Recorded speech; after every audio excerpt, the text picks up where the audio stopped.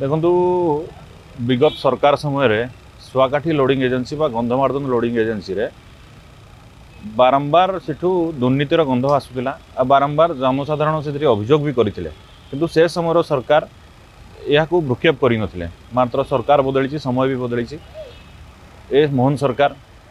माननीय मुख्यमंत्री मोहन चरण माझी दुर्नीति को प्रोसेस दौना सी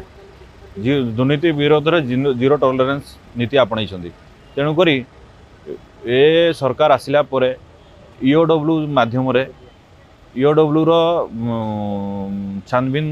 आरंभ हो ईओडब्ल्यू रे से माने सुआकाठी लोडिंग एजेन्सी सभापति और संपादक दुई जन को प्रथम गिरफ करते मध्यम सेठू से 6 जन को समन करते आज जहाँ शुणाशुणी मिली पाखापाखि 500 कोटी टंकार दुर्नीतिर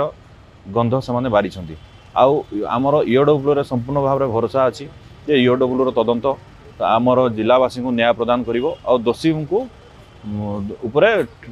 ठीक कार्यानुष्ठान ग्रहण करिवो। देखु